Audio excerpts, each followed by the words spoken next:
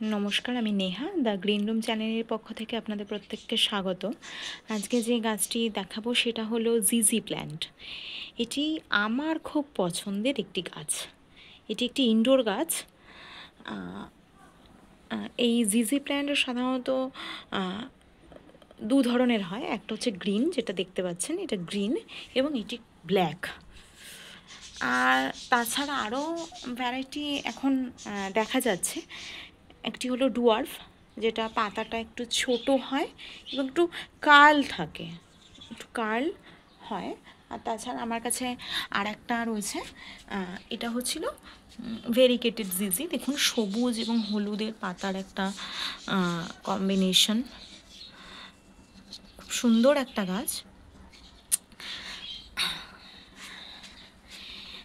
এদের পছন্দ হওয়ার একটাই কারণ, সেটা হলো কোনো যত্নই লাগে না। হ্যাঁ, একদম কোনো যত্ন লাগে না, কম লাইটে, একদমই কম মেনটেনেন্স, কোনো মানে কি বলবো, যদি জল দিতে ভুলে যান মানে কোনো সমস্যা নেই। এটা মানে সাধারণত এক সপ্তাহ বাদে বাদে জল দিতে হয়, কিন্তু কোনো সময় আপনি ভুলে গেলেন এক সপ্তাহ, সেটা 12 দিন, 13 দিন, 14 দিনও হয়ে গেল, তাও কিন্তু গাছটা কিচ্ছু হয় না। হ্যাঁ, ওভার ওয়াটারিংয়ের ফলে এটা কিন্তু নষ্ট হয়ে যেতে পারে, কিন্তু নর্মালি এটা কোনো মানে সমস্যা করে না। যেহেতু এদের বাল্ব হয়, যদি গাছটা নষ্টও হয়ে যায় তো ওখান থেকেও আবার বেরোতে থাকে। দেখুন, আমার এই গাছটা নষ্ট হয়ে গেছিলো, কিন্তু মানে এই গাছটা নষ্ট হয়ে গেছিলো, কিন্তু এই গাছটা এইটা বেরিয়েছে।